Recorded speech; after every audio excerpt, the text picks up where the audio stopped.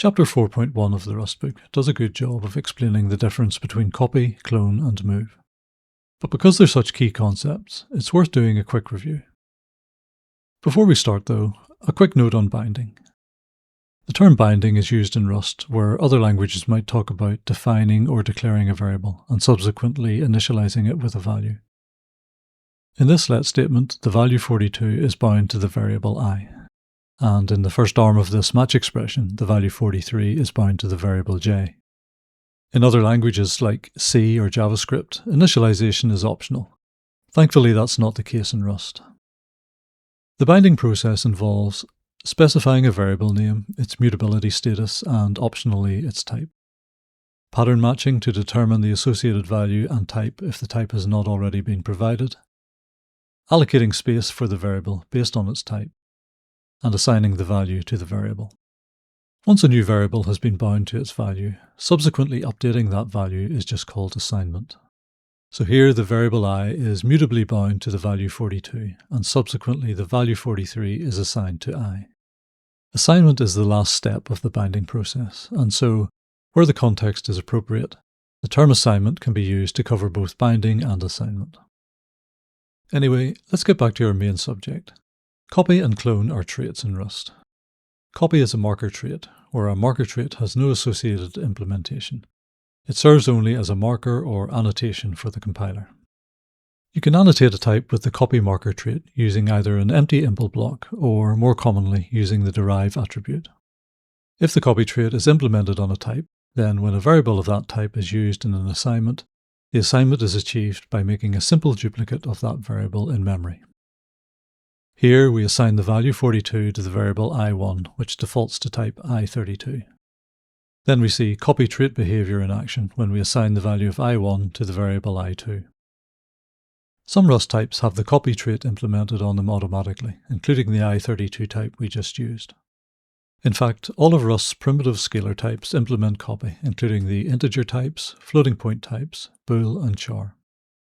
Immutable reference types are also copy by default because they provide a read-only view of the referenced value, and so it's safe for multiple copies to exist. Rust's two primitive compound types, the array and tuple, may also have the copy trait automatically implemented on them, so long as all the contained elements also implement copy. Here we see copy trait behavior as a result of the assignment of a tuple containing an I32 and a char. User-defined types can also implement copy, as long as all of the contained elements or fields also implement copy. This example demonstrates copy trait behavior when assigning a tuple struct value containing an I32 and a char, and also when assigning a regular struct containing an I32 and an immutable reference to an I32. A few things to note here. User-defined types must explicitly implement copy. This can be done using the derive attribute as shown for the tuple struct, or by creating impl blocks as shown for the regular struct. The derive method is the most widely used. Note also, if you want to implement the copy trait, you must also implement the clone trait, which we'll be talking about shortly. The copy trait impl block is empty because copy, as mentioned earlier, is a marker trait. Before we discuss the clone trait, let's do a quick refresher on ownership. Here I1 is said to own the value 42. And here iref1 is said to borrow the value of I1 because it has access without ownership. References can be described as pointer types because they point to a value elsewhere in memory. At compile time, the borrow checker will ensure that iref1 does not outlive I1, which means iref1 can never point to a value that no longer exists. I1 is of type I32, which implements the copy trait. So when we assign I1 to variable I2, we end up with two variables, each of which owns its own copy of a value 42. Immutable references also implement the copy trait. So when we assign iref1 to iref2, we end up with two references that point to the value of I1. The compiler will happily let us print the values of I1, I2, iref1 and iref2. A box is a pointer type similar to a reference, but in this case there's no separate owner of the value. The box is the owner of the value 42 on the heap. And unlike the I32 type and the immutable reference type, box does not implement the copy trait, meaning you can't do this, as it would result in the value 42 having two owners, B1 and B2. The validity of a known value is tied to the scope of the owner. In the case of the box type, when it goes out of scope, it frees the memory for its own value. Therefore, when B2 would go out of scope, it would free up the memory for the value 42 on the heap.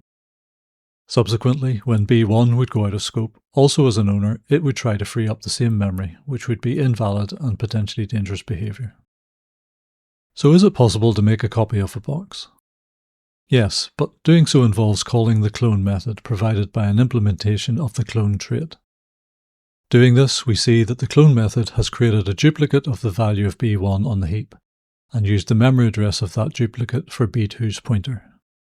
Each 42 value now has a single owner and can be safely freed when that owner goes out of scope.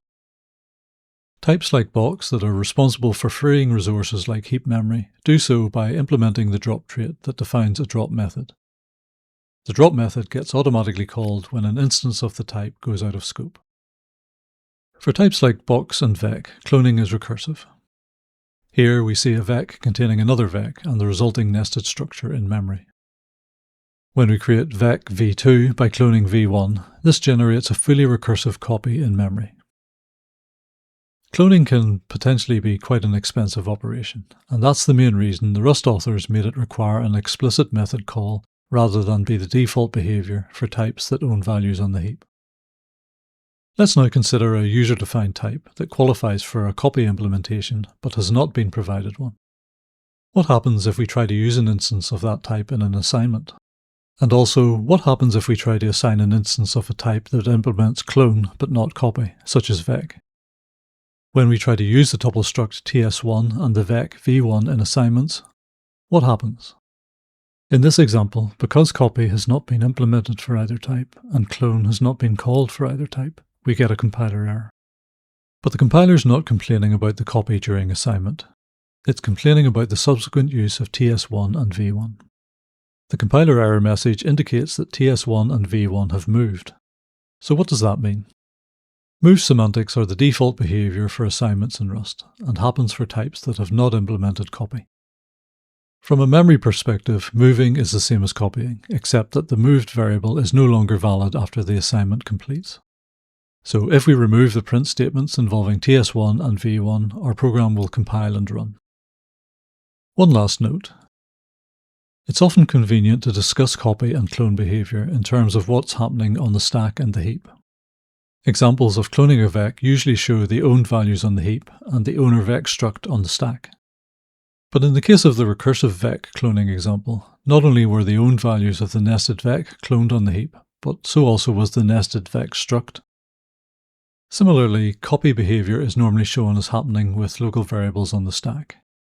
But in this example involving a vec of i32 values, when we assign the value of one element of the vec to another element, that is also copy behaviour, but on the heap. Thanks for watching, and please like and subscribe so that you don't miss out on the next video, which is on the subject of pattern matching and destructuring.